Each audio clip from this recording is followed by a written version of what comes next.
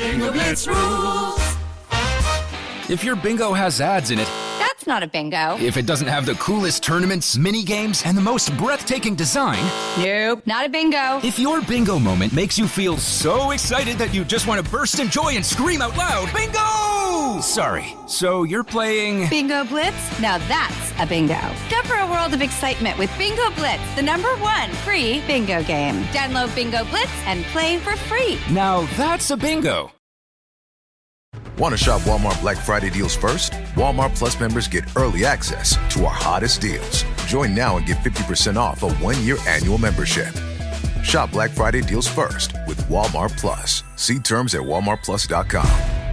Lez hang out. Let's hang out. And let's talk about what Lez is about. Let's hang out. And let's listen to two lesbians shout. Let's hang out. Lez hang out.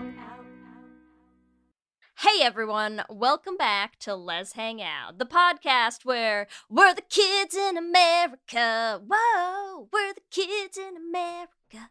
Whoa. Everybody live for the music, go round. You can't not finish the chorus, it just feels wrong. Hello from the West Coast. I'm Leigh Foster, and somewhere on the East Coast, sadly not here tonight, is Ellie Brigida. But to those of you who have been with us through this whole journey, thank you as always for listening. And if you're a new listener, welcome. We're excited to have you here. And here's what's happening this week. This week in the Lesdom. This Week in the Lesdom is a place where we can touch base each episode about things going on with the podcast or otherwise. We are still releasing our Season 7 Patreon bonus episodes this season. Our next Patreon bonus episode is on Tu Wong Fu, which will be released this week. You can check that out at bit.ly/lespatreon. We're also doing our second release of Journey to the Heart, so you can hear a different version of the story if you listen to Journey to the Heart anywhere you listen to your podcast. This week is episode 3, so this is actually the big turning point where it's completely different episodes. So you're really going to want to listen to episode 3. If you've listened to the previous episode 3, this is where things start getting crazy. Also in the greater Lez universe, Bridgerton has just introduced a bunch of queerness in the most recent season, but more importantly for us, we got a bisexual character, Francesca, and we got some really great gay panic in the finale episode of this last season. So if you're watching Bridgerton, you've probably seen that. If you're looking online, you've also probably seen all the straights freaking the fuck out about it. Like, calm down.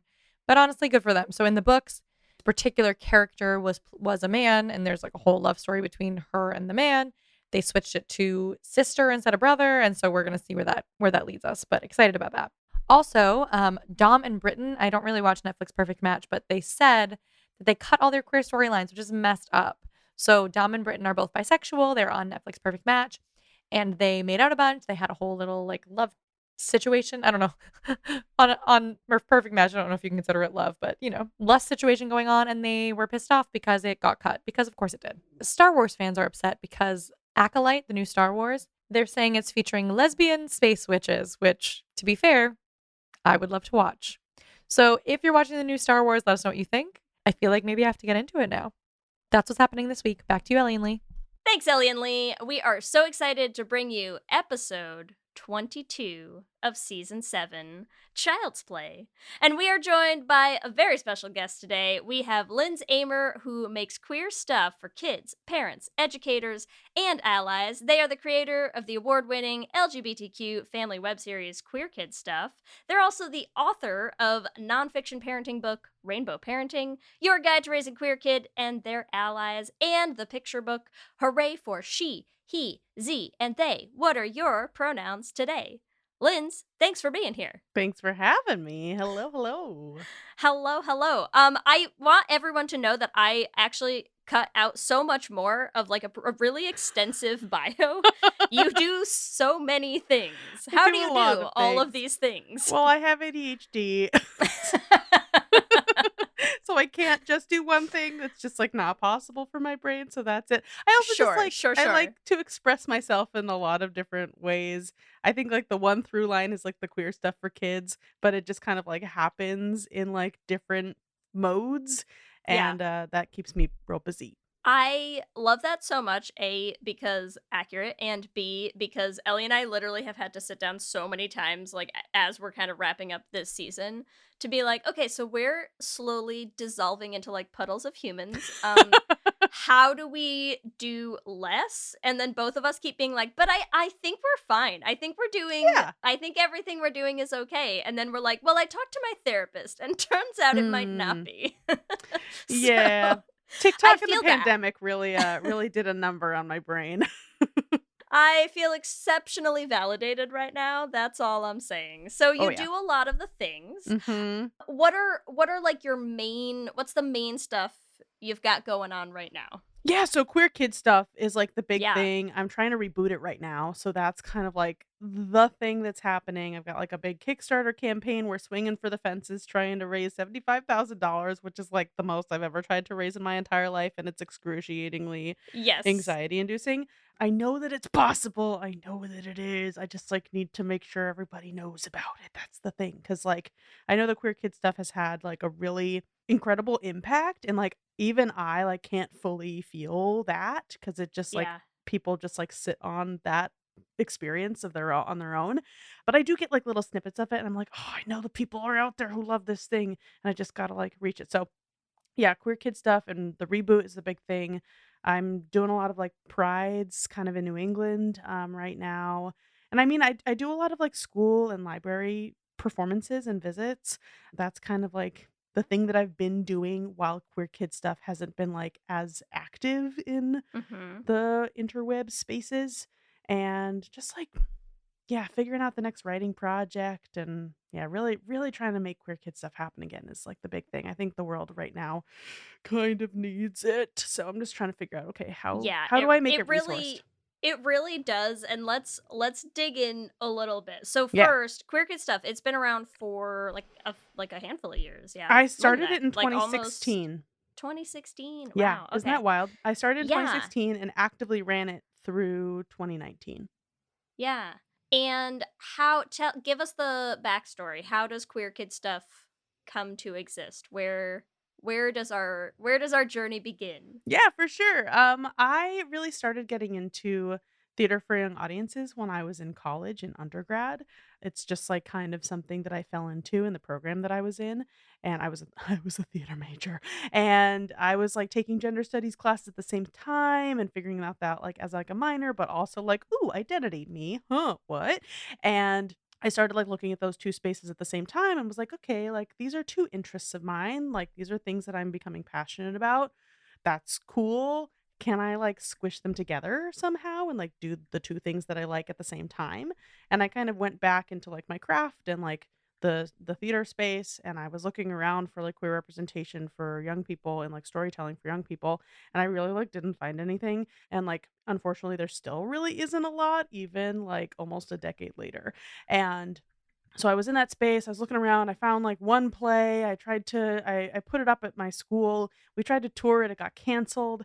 And I was just like, huh, this is like an interesting thing that I'm kind of stumbling on. This is like a real trigger point for people. Like something is happening around this thing. And that was like a very small, very formative experience, but like still a very like concentrated version of what I've really seen over the last essentially decade of doing this.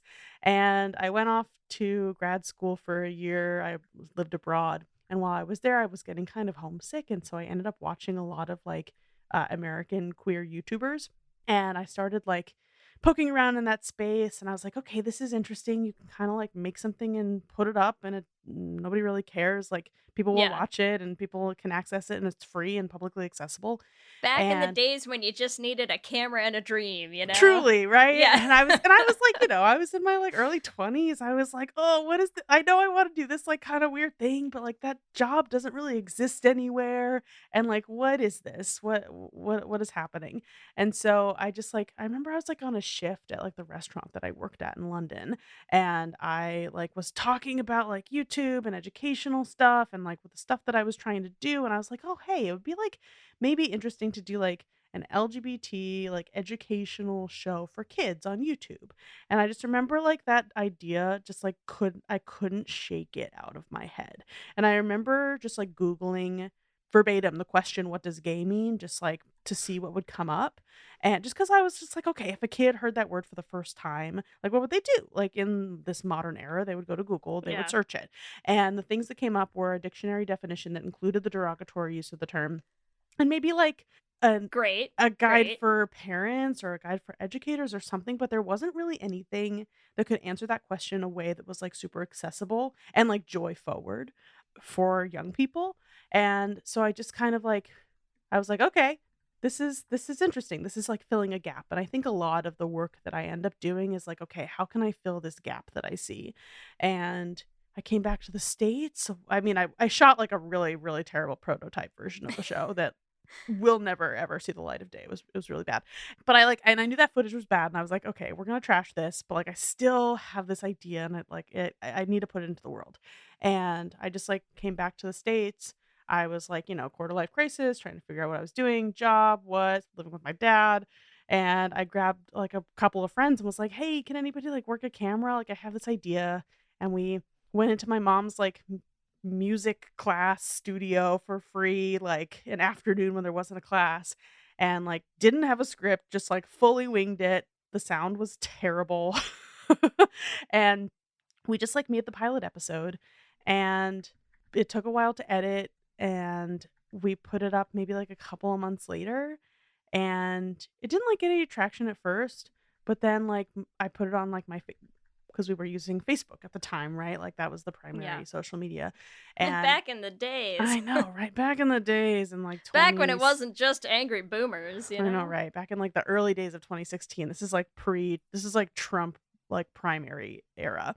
And yeah, friends just like started sharing it, and I had like I mean, the YouTube channel that I put it on had like nothing. It was like Yeah. totally from scratch. And it had about like 1,000 views by the end of the week, and I was like, whoa, that's cool. Unexpected. think I had like a goal of like maybe 100 views by the end of the week, and I was like, okay, this is cool. And then I got like a connection to a friend who like put it up, who like got it like picked up by the Huffington Post, and then it just like kind of started snowballing from there, and here we are 8 years later. Still 8 years talking later, but about it. 8 years later, you're trying to like bring it back. So there's Yeah. been kind of a break. There's been a somewhat lengthy hiatus. And Yeah. what was like the recent turning point in terms of being like, no, it's time, like get this started again, making it happen? Because I know you said Yeah. obviously like we need it a little bit right now, but I'm curious, like, was there something for you personally that kind of brought the change about? Was it more of just the world is garbage fire, this is like a just a little sprinkler hose of goodness that can help? Oh my Like, gosh, yeah. Yeah, I mean, definitely the world is trash fire right now, and that's like this is certainly like a response to that. But there are a lot of different factors. I mean, I got top surgery, I think like, oh my gosh, it was in January of 2022, 21, one of those years. And I could probably look back on my Instagram or something. no, it's okay. Time is a meaningless void, and we Right, I all agree. just exist somewhere in the ether of it. Time Yeah. is a construct. And I like came out as trans and have just like am just like feeling just like a lot more authentic like in myself, and that's been Yeah. like a personal journey that I've needed to go on. I feel a lot more like healed in the like kind of traumatic side of like what happened with queer kid stuff, in the like really intense levels of harassment that I've been through over the years. There's just been a lot of stuff. And I also just like have so much more experience now as a creator and an artist. Like I have written 2 books. I have toured to schools and libraries across the country for years now performing this work. I've written and consulted for mainstream preschool content and had that be pretty successful. I've also like been trying to pitch things in the mainstream space, and it's not that I Yeah. haven't been like successful to a level with it. It's that like, especially with queer kid stuff, like ain't nobody gonna touch that. And like even like we have original concepts and adaptations and stuff that we've been taking around to studios, and like nobody wants those either right now. I Yeah. mean, there's like a bigger conversation to be had about like the entertainment industry and like animation and kids media in particular just like really, I mean, the world is trash fire, but like that space in particular is like really, really tough right now. So I've kind of like hit the pause button a little bit on like really trying in that space. But like I've tried to get queer kid stuff, like attention for it in those spaces, and it just like hasn't worked. Like that space is just like still pretty conservative, pretty risk averse, Yeah. pretty, I get the answer of like, we're a global company. And I'm like, well, Yep. that's not actually what you mean because I can Funny go into story. I know. Yeah. Gay people also global. Well, All yeah, around the world. exactly. Well, and that's not what they mean. What they mean is that they are a global company that has to deal with the governments and the like Sure. broadcasters of those countries because what I'm interpreting in my very literal brain, right, is like, oh, I can tell you like exactly what countries people are watching my YouTube channel from, and that includes Russia, it includes Saudi Arabia, it includes Yeah. India and New Zealand, and I have a bunch of fans in like Switzerland and Sweden. Like Yeah. like that is such a false claim of this like global thing, and like that's really not what they're talking about. What they're talking about is the economics of it. And it's really hard to push for change within these rigid systems that exist. I mean, it's capitalism, right? It's white Yeah. supremacy, it's capitalism, it's all of that. And like there's only so much you can do to push those systems forward. And especially with the strikes and like everything going on in the entertainment industry, I just can't rely on that space at all, really, to be able to make the But stuff I want to make. you know what's frustrating about that? I mean, exactly what you're saying. Like there are people in all of these countries, including the countries where they think like, hey, there would be a huge pushback and all this stuff. There are gay people in Yeah. those countries who would watch this program. And the other thing that I always think is so funny is when they're like, oh no, people would complain. There would be outrage. There'd be an uproar. And Mhm. I'm like, I mean, yes, but listen, do you know who most of the people out there like organizing and leading protests and boycotts are? Yeah. I hate to break it to you. It's the queers, okay? Yeah. Like, no one trusts a straight person to organize anything, okay? They're No. incredibly ineffective at boycotting things. So, like, what's the worst they're gonna do? Be mad? I mean, They just throw hissy fits. I mean, like I went through this when yes, I let them worked do on. it. Let them do it. Yeah, exactly. I went through this when I worked on so Paw Patrol has a spin-off called Rubble and Crew, and I wrote an episode for them where I introduced a non-binary character into the universe. And like the character was like barely legible as trans and Yeah. non-binary. Like they had trans colored socks and like the back of their skateboard was like the trans colors. And oh my god, when I tell you that they like conservative like keyboard warriors, whatever we call them now, Sure. pitched the biggest hissy fit. And I'm just like, and like the Paw Patrol people, I don't know how much I should talk about it, but they're like freaked out and like, Spill the tea. well, it's just like they freaked out and they just like don't know how to deal with that stuff. And it's wild for me because I've had a decade of like dealing with Yeah. this kind of stuff, and it comes in waves. But people are just like scared. So, anyways, those are like a couple of the different reasons why I think the Yeah. reboot needs to happen now. And And yeah, also because when it's for kids, people get incredible. I mean, look at how people have yeah, reacted to like same thing, just kind of like the milquetoast inclusion of like even the most barely a hint of queer character in like yeah, kids media. And yeah, people lose their minds. Oh my god, so and so mentioned their moms. yeah, How dare you? I'm offended. What will my child think? And you're just yeah. like, I mean, It's so stupid. It's so stupid. And like, woof. the thing that sucks is that like they're the ones who are controlling the narrative Yeah. because they're like getting mad and like causing a Yeah. ruckus, and like they figured out that works and that scares people even if it has nothing behind it.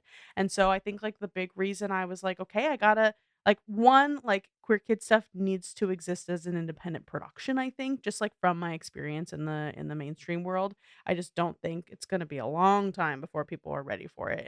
Or I mean, not viewers, I'm not talking about Yeah, viewers, no, I'm sure. talking about executives, are ready to like make that kind We of know thing who happen. you mean. The I'm people with the I'm money just and making power sure. and decision-making ability. Yeah, sure. Exactly. And I just think that like No, I thought you meant me. I thought you were like, I don't know if you're ready yet for queer kid stuff. right. Just. And I think there's a little bit of like me needing to come to terms with that of like, Yeah. okay, like queer kid stuff, like nobody's gonna fund it from those spaces. Like they're No. not gonna greenlight it. And I really had a lot of hope that like something was gonna happen in that space. Or at least like I would be able to like, I don't know, funding or figuring out some way to like make the other shows that I want to happen so that I could be more resourced and I could make the thing that I want to make independently. And it's just like come back to it of like this show needs to be independently produced, but like I want to do it right this time. And like it's not Yeah. that the original series isn't good the way it is. Like I love it very much. But like, you know, if I could take my boobs out of the whole show, like I would. And like there are just like kind of things about it. Like I made it when I was in my like mid 20s. I'm in my like Yeah. early 30s now. Like I have so much more experience and I really want it, and it's not that it's like not legit the way that it is, but like I really want a kid to be like watching Sesame Street and watching queer kid stuff and not see a difference in quality.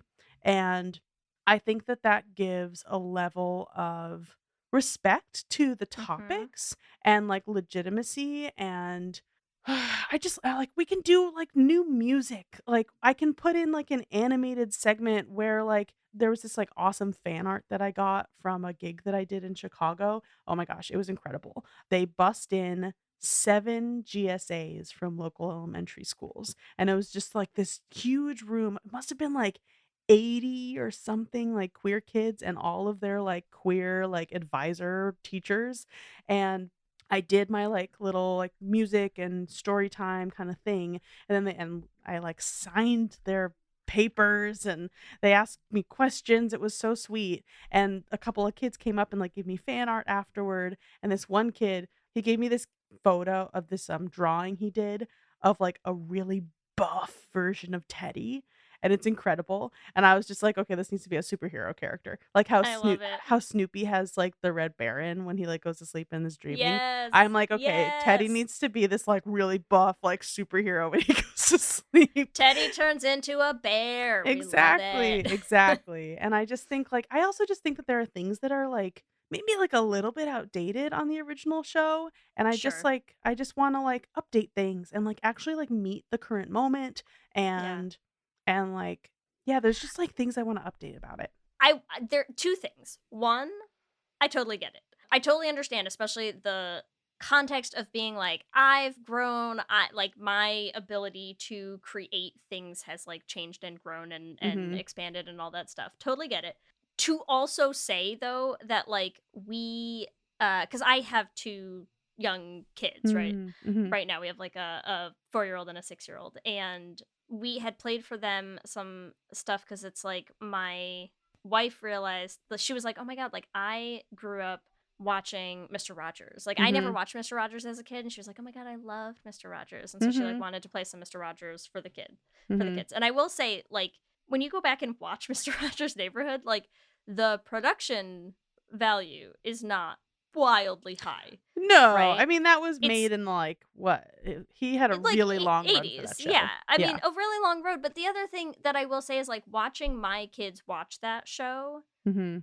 their kids aren't watching with a hypercritical eye for like Yeah. how good is your lighting rig and how good is, like it's I totally understand Yeah. the where the desire is coming from, but I think what you shouldn't lose sight of, at least somewhere in Mm. there, is that like kids will watch Sesame Street, Oh yeah. which also, to be fair, is like not crazy, I think, in terms of like the standard that they're setting as a bar. Yeah. And then they'll turn around and watch, like someone's decades old Yeah, that's true. kind of backyard show, and I don't think that they care that much, honestly. I don't think they do. And what I think is also important is realistically a ton of parents, queer or not these Mm. days, would love to have more sources of inclusive stuff for kids to watch. Like it is Yeah. still, even today, and even, I mean, like, listen, me and my wife raising our kids in the Bay Area, I mean, we Mhm. are pretty about as privileged as you can get in that regard. And like, it can still be hard to find stuff, and it can be hard Yeah. to avoid the like, just some of the stuff that happens when kids start going to preschool, going to school, Yeah. being in class, reading more books, watching more movies and shows. And it's like, Yeah.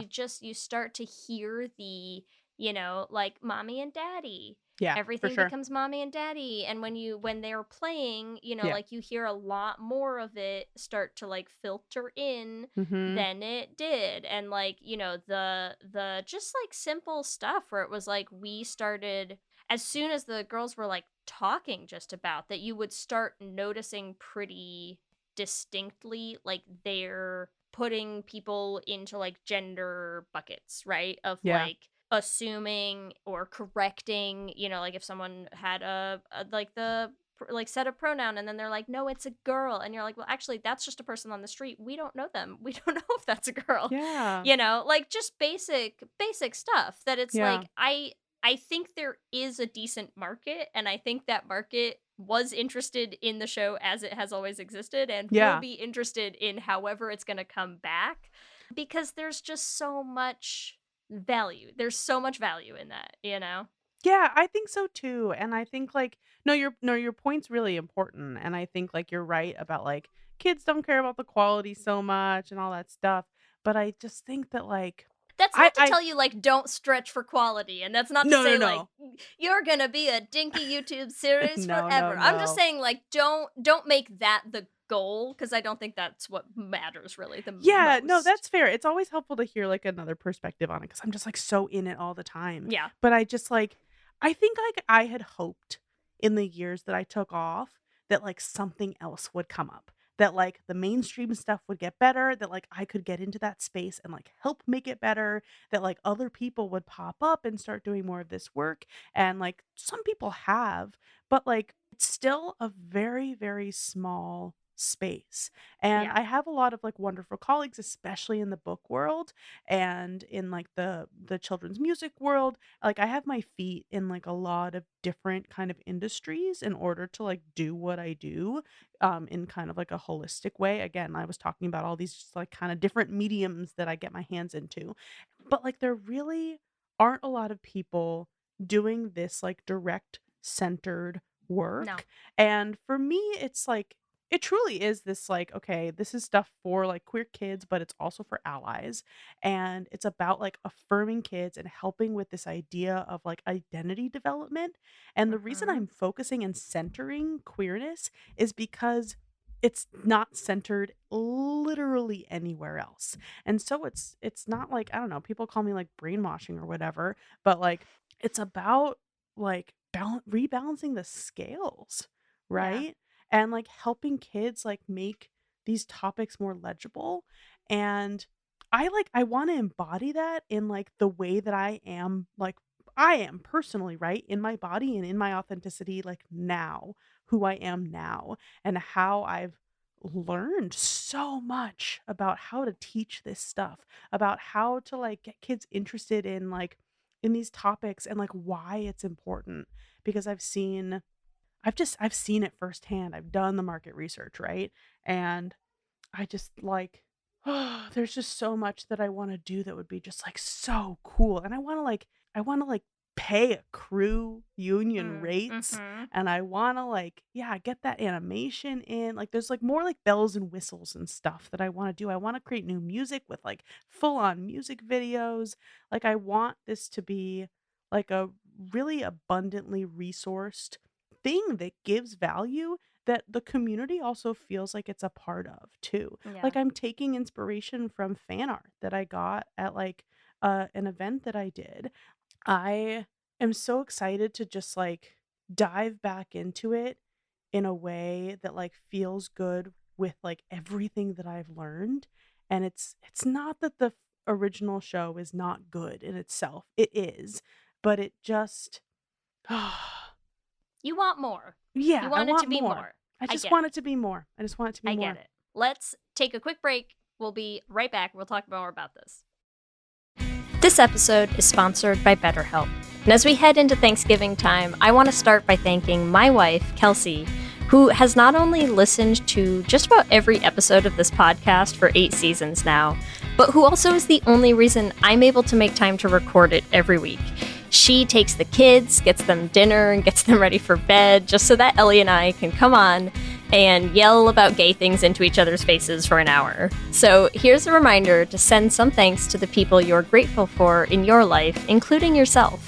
I've been in therapy for a long time now, and one thing that's so important about therapy is how it teaches you to be more intentional.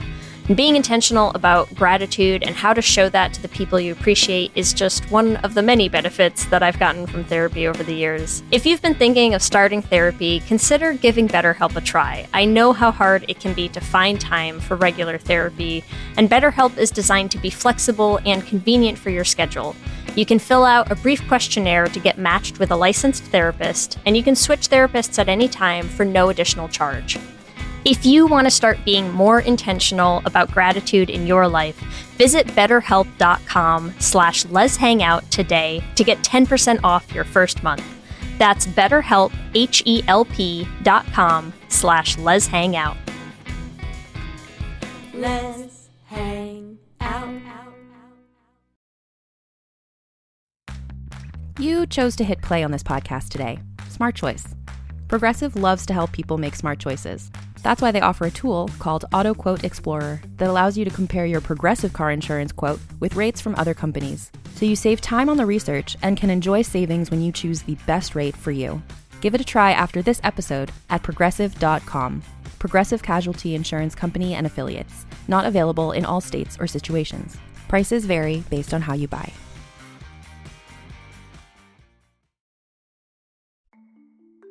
For many businesses, the holiday season can be both an exciting and stressful time. With so many balls in the air, one thing you definitely want to know you can rely on is how you're selling your products. And with Shopify, you can rest easy knowing it's the home of the #1 checkout on the planet.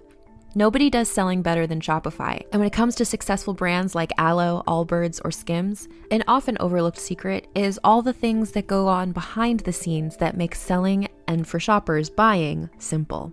For millions of businesses, if you take a peek behind that curtain, you'll see that Shopify is what makes it all possible. Shop Pay boosts conversions up to 50%, so that's more happy customers and way more sales going. It's true all the time, but especially this time of year, your commerce platform better be ready to sell wherever your customers are scrolling or strolling, on the web, in your store, in their feed, and everywhere in between. Businesses that sell more sell on Shopify. Upgrade your business and get the same checkout we use for Realm merch with Shopify. Sign up for your $1 per month trial period at shopify.com/realm, all lowercase. Go to shopify.com/realm to upgrade your selling today. Shopify.com/realm.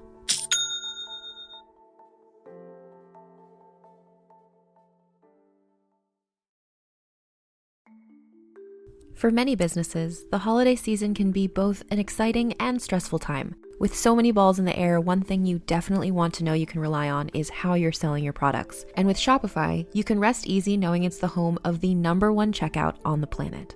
Nobody does selling better than Shopify. And when it comes to successful brands like Aloe, Allbirds, or Skims, an often overlooked secret is all the things that go on behind the scenes that make selling and, for shoppers, buying simple. For millions of businesses, if you take a peek behind that curtain, you'll see that Shopify is what makes it all possible. Shop Pay boosts conversions up to 50%, so that's more happy customers and way more sales going. It's true all the time, but especially this time of year, your commerce platform better be ready to sell wherever your customers are scrolling or strolling, on the web, in your store, in their feed, and everywhere in between. Businesses that sell more sell on Shopify. Upgrade your business and get the same checkout we use for Realm merch with Shopify. Sign up for your $1 per month trial period at shopify.com/realm, all lowercase. Go to shopify.com/realm to upgrade your selling today. Shopify.com/realm.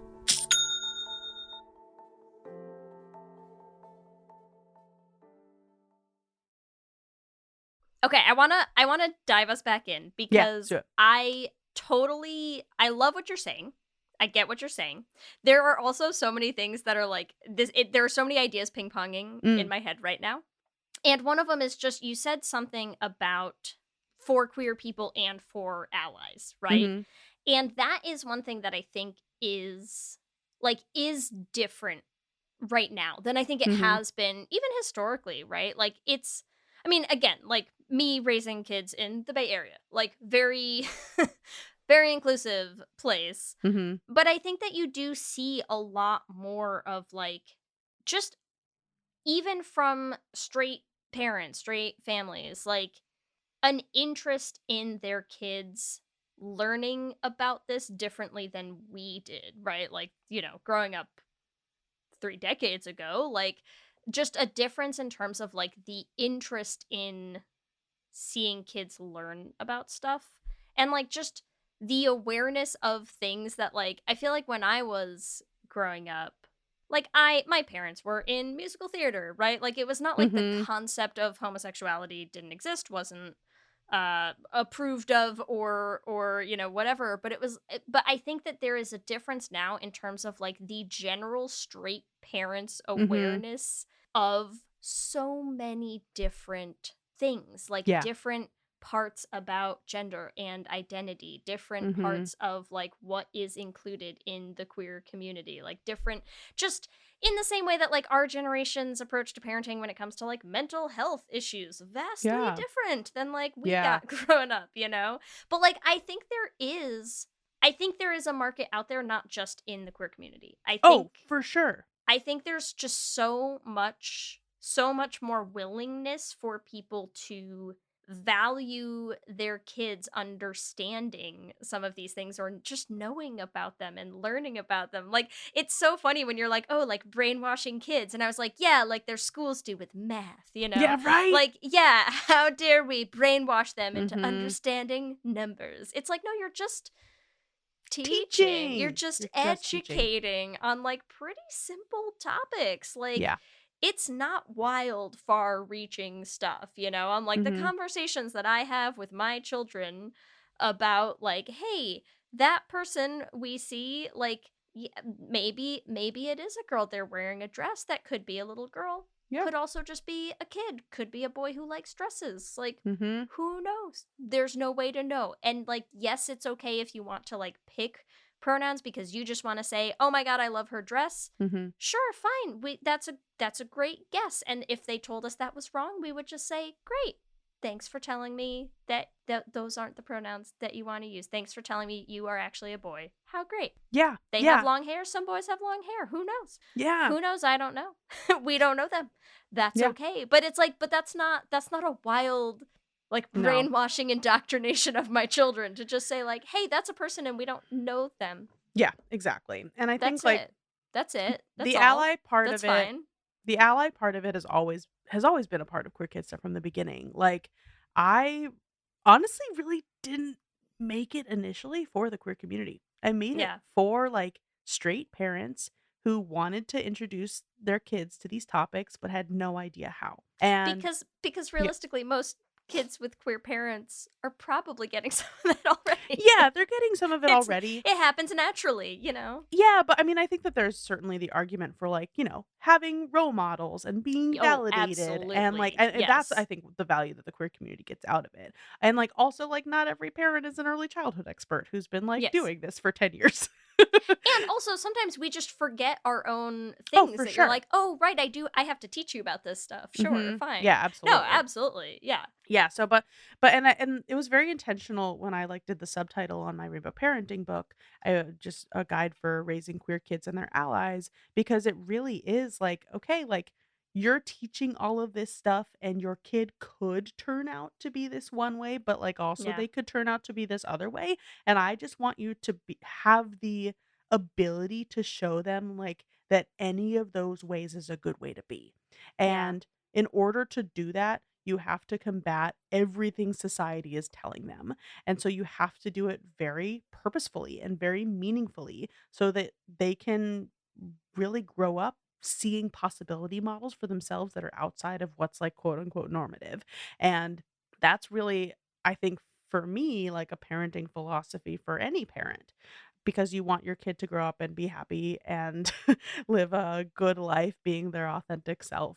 And I mean, that's what that kind of like gap, that like assumption that I think a lot of parents have, even queer parents, right? That their kids are going to grow up to be straight and cis, is No, that not like, mine. We're going to tell them none of that nonsense in my house. right, there we go. How dare you grow up Not to be under my boring. roof, you won't be heteros. Come on. Right. But yeah, I think that like it's that's the thing, that assumption that so many parents make about like how they want their kids to identify, right? Yeah. Is like really what contributes to these like horrifying like LGBTQ plus like mental health statistics that the Trevor Project comes out with every year, that really like don't get lower. Like they don't really change a whole lot.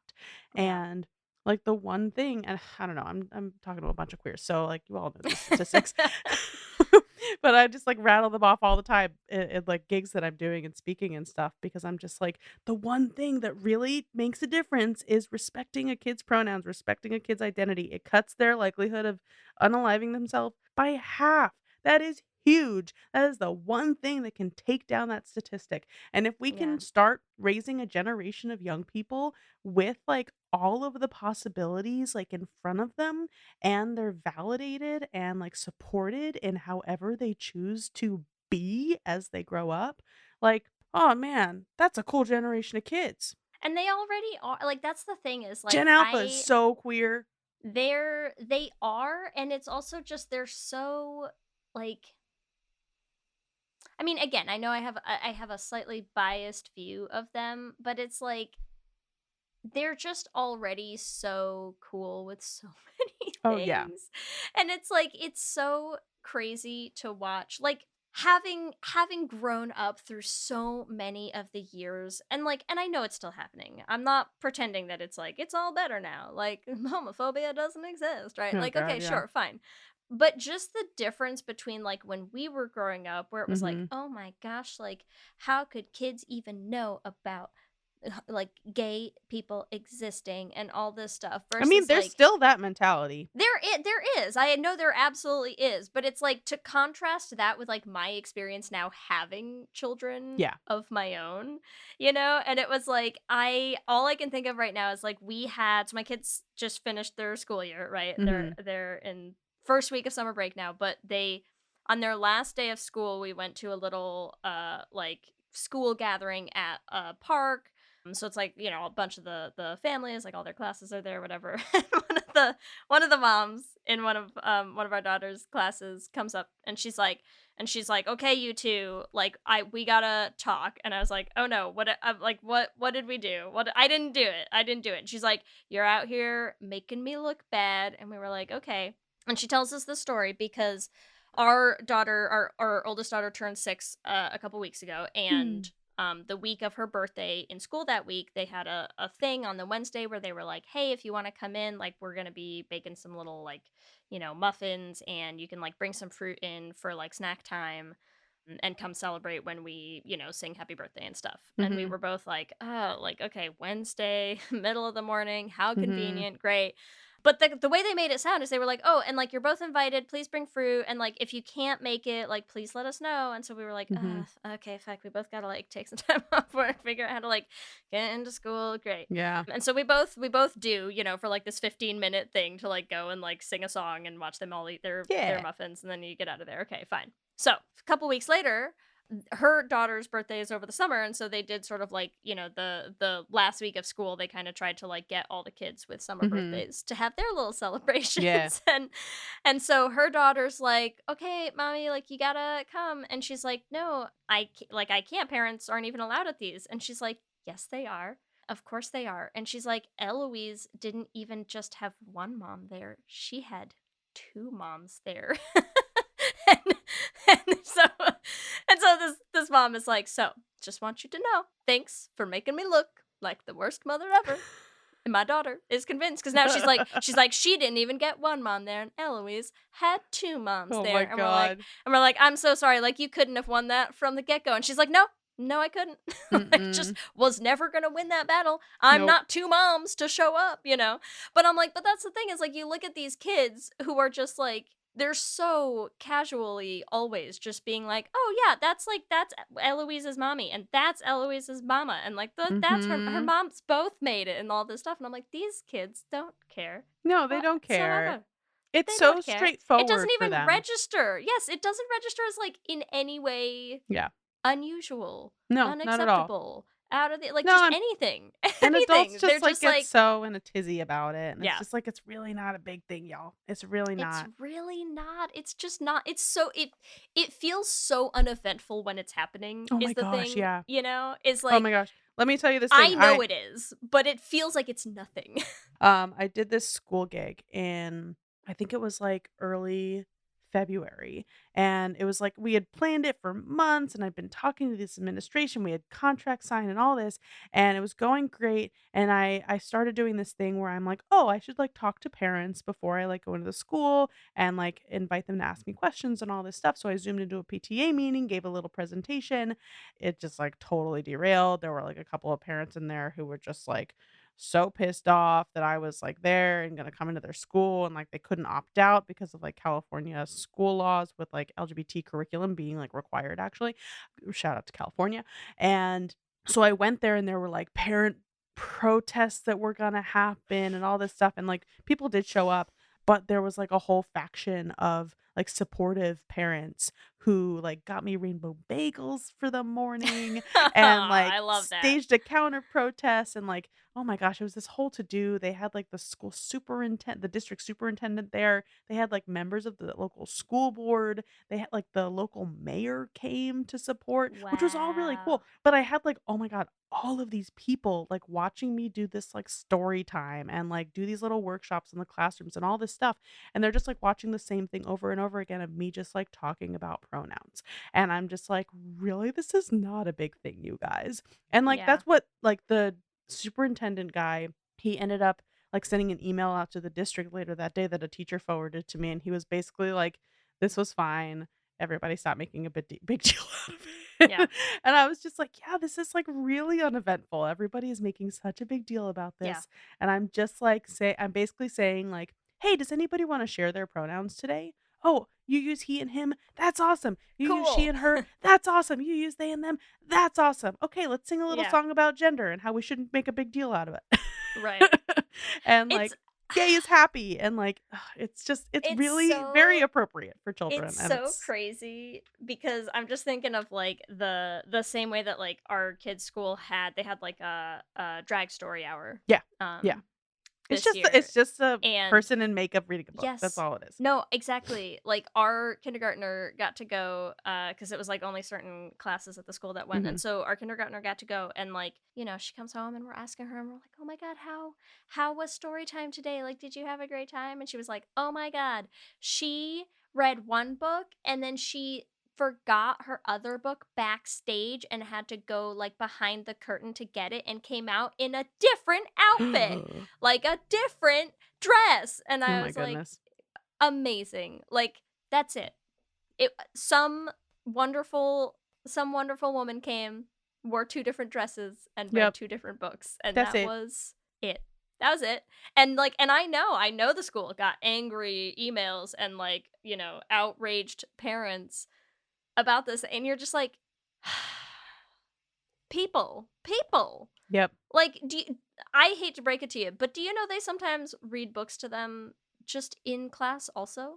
Yeah. And sometimes those teachers might also be wearing a dress. It's Yeah. probably a little less glittery than the Yep. dress that their drag queen was wearing, but like Yep. that's functionally the only difference here. Yeah. She came and read books. Like Yeah. it's just not that serious. Like it's just not that big a thing. It's not as big a thing as you're trying to make of it, and it's just so silly. The whole thing is so silly. And it is nice. I mean, it's really nice to watch some of the kids that my kids are friends with getting to grow up in the ways that they're getting to grow up, like getting to watch some of the friends that they have, like some of the little boys that our daughters play with who are just like obsessed with princesses Yeah. in like their beautiful full Elsa garb, like head to toe with their little Elsa braid in Yeah. and all this stuff, and with parents who are just like, great. You need another dress? I mean, I guess we'll have to see how many dresses mom can buy this month, but like maybe next month. Maybe for your birthday we'll get you the Anna dress, you know. Maybe Yeah. maybe we'll save up for a little bit cuz your dress budget is high, kiddo. Mhm. Or, you know, having to navigate now the like, like, you know, now they're going into kindergarten and like we're navigating the like he has a kid at school teasing him, you know, and like how do we Yeah. handle that where they're like we want him to feel comfortable and safe and empowered and validated like Mhm. however he wants to dress, whatever he wants to wear. So like, you know, it's so different. It's so different. And I feel like shows like shows like Queer Kid stuff, like they just have to, even if it is us little like queer teams with our own little, you know, like Yeah. independent, whatever we can make happen. And like Ellie and I always joke that we're like, yeah, like queer creators, we're just passing the same tired $20 bill Oh, around for and like all sure. taking our turn with it. But like, but we have to be doing it because otherwise it is not gonna get made. It just Yeah. doesn't Yeah, and I get think, out like, there. my thing with it too is that, like, I need to survive to be able to, Yeah. like, make this stuff, and, like, it's really hard to make a living doing this. Like, I have a lot of survival jobs, and to be able to, like, dedicate the time and to, like, be able to book the space, like, it's just, like it's expensive to make art. It's expensive to make TV shows. It's expensive even, like, when I was doing, like, the original Queer Kid stuff, like, I had a free space that I happened to have Yeah. access to. Like, I had friends who were willing to donate their time, and, like, I'm just at a place in my life and, like, where I am professionally, but also, like, where everybody I know is professionally that, like, I don't want to ask people to volunteer their time. I don't want to do it in a scrappy like, I love the scrappiness, like, the vibe of it is so good, but I also, like I think it's important to, like, say the value that, like, I have as an artist, like, doing this work for so long, that, like, all of my friends have for, like, doing like, being, you know, crew, working a camera, like, those are jobs. That is craft, that is vocation, right? That's worth something, that's worth value, and I don't want to undervalue myself and, like, how important my work is, and also Yeah. that, like, I am an artist, I am a performer, that's what I make a living doing, and I deserve to be paid for the thing that I've built an expertise around. And I don't want, like, I want to be able to pay a crew union rates. I want to be able to pay queer and trans animators. I want to be able to use whatever I'm able to raise and fund to be able to, like, resource the queer and trans community through something that, like, they want to be making and also that brings joy to the rest of the community. Like, I think that that's something that's really important in this conversation here, is that, like, I don't want us as a community to undervalue ourselves because nobody else is. Yeah. We're being told that to keep us in, like, the position that we are societally, and, like, that, like, fear of making money, fear of, like, participating in capitalism is so hard, but is also, like, we deserve to survive. We deserve abundance. We deserve resources to be able to make the stuff that we wanna make for each other, but also, like, you know, I'm giving my expertise to allies, people who want to raise allies. And I think that that has value. And I don't want to undersell Yeah. myself anymore. You know, I think that that's a big component of it as well. Pay queer people is a great message. Yeah. Yes. I'm with you, and I think that what you're saying of like people who want to raise allies also, like I think there's so many more of them out there these days. There Yeah. really are. And I know like it's hard sometimes to have this conversation when it feels like there's like two wildly opposing things happening at the same time. Yeah. But I think they go hand in hand, right? And like Mhm. that's the thing is like it's so hard to acknowledge the rampant climbing of homophobia, Mhm. transphobia, fascism, just in a general Yep. sense, you know, Yep. like Yep. the umbrella of all the garbage that's happening. Mhm. It's hard to like acknowledge that and also remain aware of the fact that like the reason that's happening is because it's a pushback on a real thing that's also happening of like people getting the fuck over it. You know, Mhm. it's like they are both true because they are both happening, and Yeah, they're it's both just hard because real. one side is They're louder. both real. One is like a Yes, lot well, louder. and one is the side largely populated by the group who historically has had all the money and power. So, Yeah. sure, it's I see it. I know. I certainly don't discount the like they're growing and also have access to many of our laws and states and things. Like, sure, Mhm. it's not great. It's not great, but I think it's not great as a reaction. Yeah. Like, I don't think they just got bored and decided to get more transphobic overnight. No. They're getting more transphobic because there is a much larger sense of acceptance that's happening. Yeah. And I think that sense of acceptance is trickling its way down to the youngest of generations right now, like that you're just seeing it is not a big deal, and kids do not bat an eye at this stuff No. realistically if you don't make it this taboo, secret, shameful, horrific thing that they're not allowed to learn about, Yeah. like it's just it's so easy. It's so easy to just teach kids stuff as Yeah. though it's normal and an everyday part of life when it is. Yeah, and I mean, I It's think so easy. yeah, and I think something that's been going on too is that what the right has done well is this like misinformation campaign, Yeah. right? Like the rhetoric is really strong and it's really just like penetrated people's minds. And I just see the same language over and over and over again throughout my comment Yeah. section, like reaction videos that people make in that PTA meeting, like people just like parroting the same stuff over and over again. And like we don't have a machine like that on, Yep. I guess, I don't know, quote unquote, our side. Like there's nothing Yeah, why isn't that's that part of the agenda? We should really get that on there, like add a bullet point list, to like wield more money and power. I mean, We're really slacking. I mean, I have opinions. I don't know if I want to air them out, but You let can me tell just me after. say, We'll cut the mics, yeah, right. I mean, like I think, let me just say, fuck nonprofits. Mm.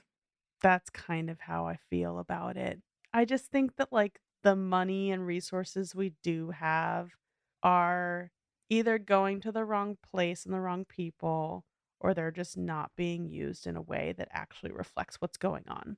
Yeah. Like, I don't know, I see campaigns and I see all this stuff and I see like a lot of thought and good work and like creative people going into it, but they're just like not on the ground. They are not seeing it. And like, there's a lot of good people with really smart people, but I also just like, I think a lot of people have their heads in the sand about some stuff. Yeah. And it's really frustrating to watch because I'm just like, I don't know, I'm doing like field work. And like, I know so many people who are like working in like local, trans support groups for young people and Yeah. like the counselors who run GSAs and rainbow clubs. Like, those are the people who are like pounding the pavement, doing the work with young people and teaching this stuff and like bringing queer kid stuff in. Like, that's a big thing that I want to do with this reboot is like have like from the get-go have a curriculum around what we're writing and what we're doing. And like I can take a group of videos and I can package them up into a curriculum that I can give directly to Rainbow Club, people who run Rainbow Clubs and GSAs, and they can have something to like, they can have a video and a craft to do and like a conversation around a book to accompany it. Like we can build Yeah. out like what Bill Nye is, right? Still to science classrooms. Like we can make that happen for like the young people coming up in our community. And like, I don't know, I look at like JoJo Siwa and like the stupid shit that she says sometimes. Like, whatever you say about JoJo Siwa, but like she clearly please, we've didn't already have done a whole episode this season on the whole I'm JoJo sure. Siwa debacle, so like don't worry about it. Okay, great. No great. holds Everybody's barred up is to what date. I'm telling you. Wonderful. I mean, like, I have thoughts and feelings about her. Her maybe. But I think that like she just like clearly hasn't gotten like a queer like a full on like queer history No, of music no, kind of not stuff. at all. Like no queer And education. Yeah. exactly. And that's not necessarily her fault. Like Yeah. you have to seek that out, and you have to have people around you who are going to show that to you, and you have to also like want to look for it.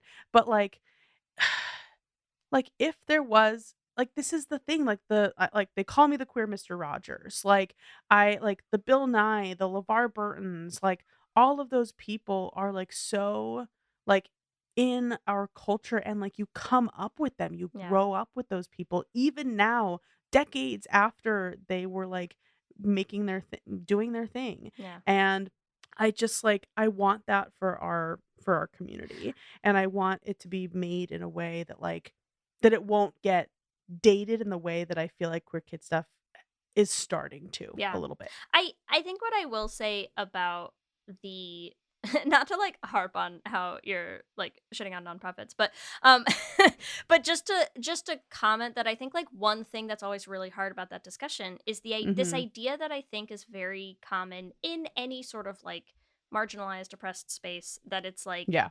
if you're making money that somehow you're doing things wrong. Yeah. And I think what's hard is like, who doesn't feel like that is all of the people who know that if they have lots of money, they can run the world the way that they want to run it. Yeah. And like, Yep. listen, I'm not going to say that like, yeah, capitalism's the big great thing here to aspire to do, No. because that really goes against like almost everything about me as a person. Yeah. But it for is sure. hard when you're like, but we do exist in a capitalist nightmare right now. And Yeah, it's hard to absolutely. ignore that, because as soon as you ignore it, you're basically just like giving up the high ground. Like you're like, yeah, take that advantageous position. You Yeah, hold exactly. that. You hold it. We'll be down here. Don't mind us. We'll just be down here in Yeah. the muck. You stay up there though.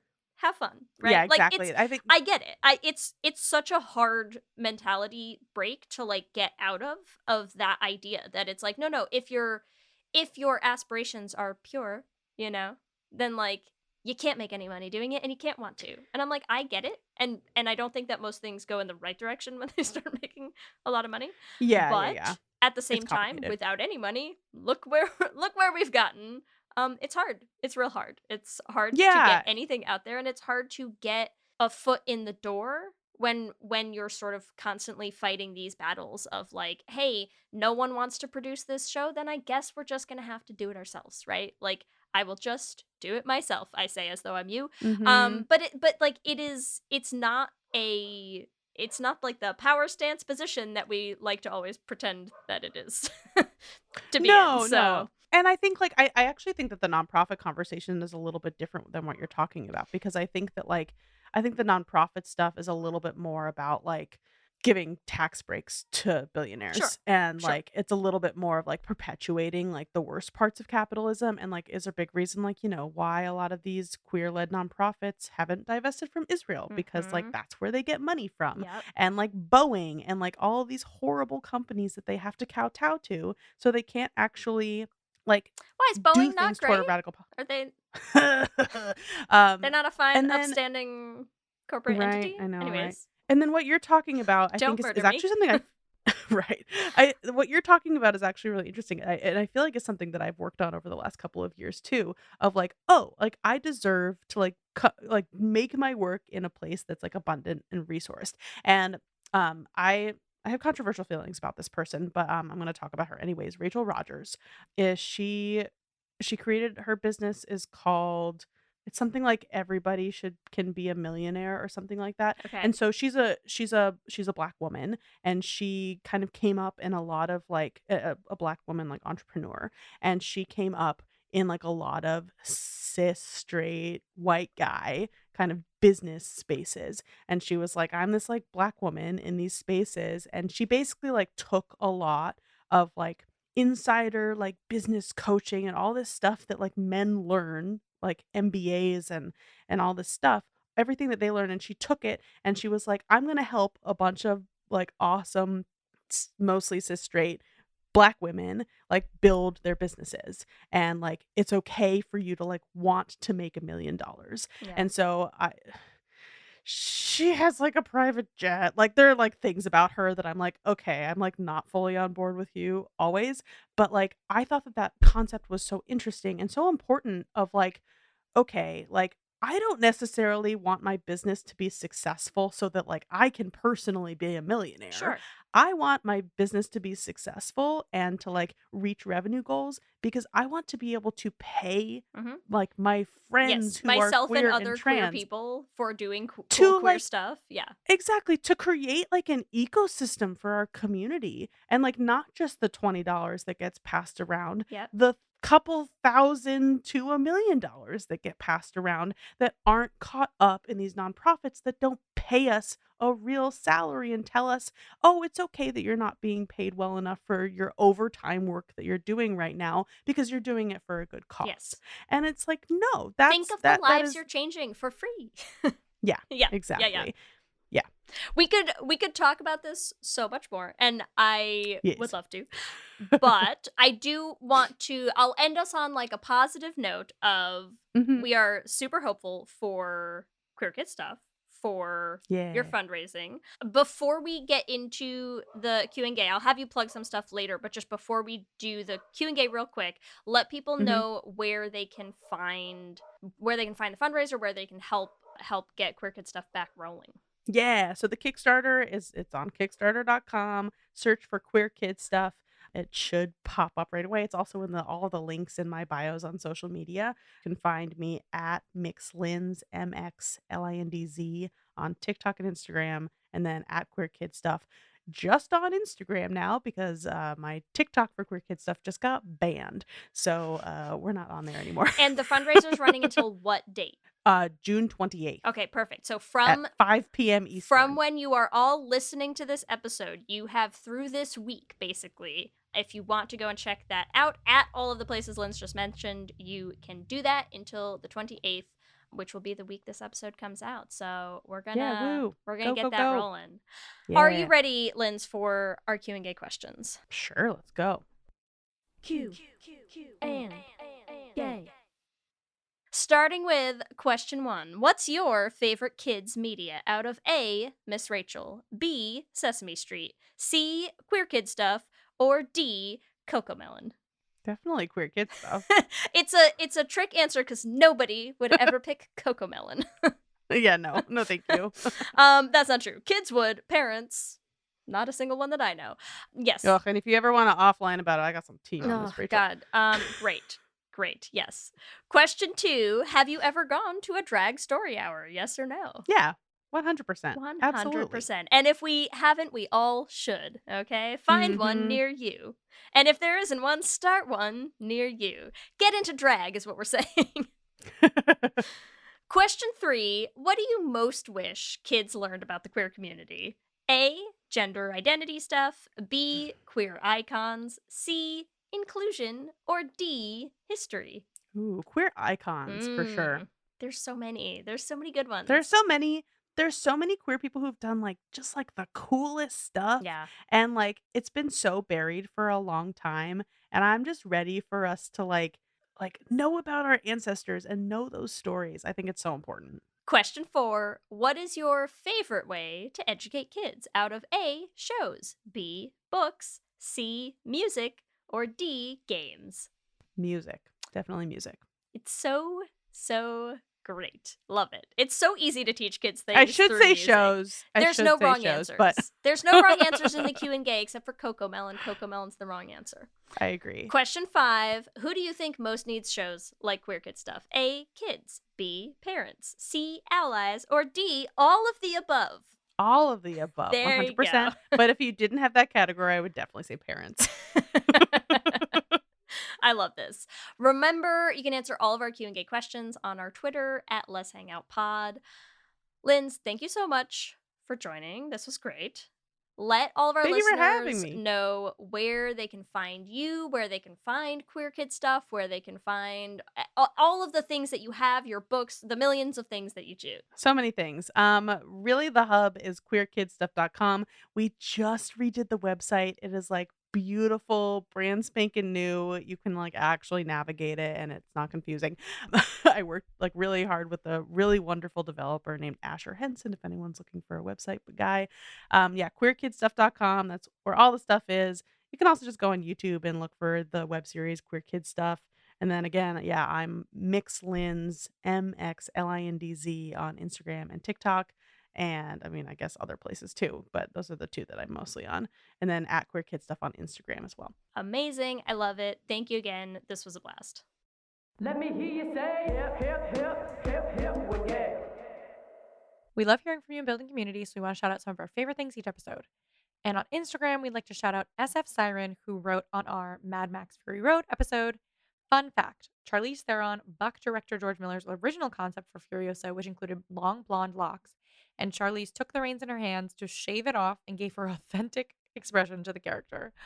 And I feel like that just adds so much more gayness to what was already such a gay movie. So thank you for that, Charlize. We appreciate you. We also got a suggestion in our Instagram inbox saying that we should do Tipping the Velvet. It's for sure on our list. Leigh and I haven't watched it yet, so it's just going to take us a minute to watch it, but great suggestion, and that's by l.ladle.l. So thank you for that. It's on our list, I promise you. We also got a message from Sophia, who is a young queer person, and said, I love this podcast because it educates me on older-ish queer media and recommended I Should Have Been Gay on Big Hero 6. So thank you for the message, Sophia, and thank you for making us feel older-ish. Love it. As always, I want to thank our Lesbian Jesus patrons, Mark Foster, Lizette Stye, Adi Benitez, Sophia Phillips, and Armani Gucci. And our King Princess patrons, Amy and Ellen. And Andrea Doucette, thank you so much as always for supporting us. We could not continue to make the show without you. Remember, you can find us on all the social medias. We are on Instagram, Facebook, Twitter, and TikTok at Lez Hang Out Pod. You can email us at lezhangoutpod@gmail.com. You can check out our website at lezhangoutpod.com. Whatever app you use for podcasts, make sure you subscribe so you'll be the first to know when new episodes drop. We also have videos going up on our YouTube channel, so make sure you subscribe at youtube.com/lezhangoutpod to catch those. Lez Hang Out is an independently produced show hosted by us with audio production by me. Our production assistant is Krista Murison, and Twitter shenanigans and various other odd jobs by Leigh Holmes Foster. If you want to help support the podcast, the first thing you can do is leave us a rating and a review on whatever app you use to listen to podcasts. A, we love reading the reviews, and B, it helps new people find the show. If you want to support us on Patreon, we would love to see you there. You have all kinds of cool perks like ad-free episodes, bonus episodes. We have 21 up right now. You can also join our patron-only Discord chat, and it's super fun in there. You can join at bit.ly/LezPatreon. If you want to get some Lez Hang Out merch for Pride Month, there's no better time to show your pride than Pride Month. You can get all of our designs in two places now. You can find them as they've always been in our TeePublic. You can find that at bit.ly/LezShop. All of our designs, you can get them on tees, on tanks, on totes, on mugs, on all sorts of stuff. We also mentioned last week that we are starting our new shop where we are going to be moving a bunch of those designs and showing some new designs and new options of merch and things up on our website. So if you head to lezhangoutpod.com/shop, you can find some of our new designs, new offerings, and buy them directly from our website. And remember, we have a queer production company making queer podcast musicals with guaranteed happy endings that you can find everywhere at $1beanproud. You can also check out our website, dollarbeanproductions.com. You can listen to all the episodes of our first show, The Flame, on any podcasting app. And you can check out the new run of Journey to the Heart starting today anywhere you listen to podcasts. And if you want to help support us in making more musicals, you can join our Patreon at bit.ly/$beanpatreon. If you want to follow us individually, you can find me on Instagram, Twitter, and TikTok at LSH Foster. And you can find me on Instagram, Twitter, and TikTok at Ellie Brigida. With that, I'm Ellie. And I'm Leigh. And let's hang out again soon. Let's hang out.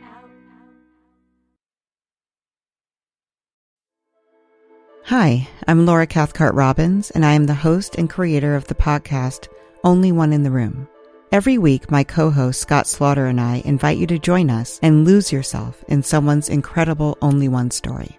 We talk to real people dealing with issues like infertility, the death of a loved one, human trafficking, and women who, fake it. Oh, and we want to be fair, so we talk to celebrities too. Emmy winners like actor John Cryer, supermodels like Amber Valletta, and rock stars like Ryan Dusick. everyone is invited to share their only one story with our listeners. With 21 seasons and counting, we guarantee you that Only One in the Room has a story that you'll connect with. This podcast is for anyone who has ever felt alone in a room full of people, which is to say that this podcast is for everyone. Download Only One in the Room on Apple or Spotify today.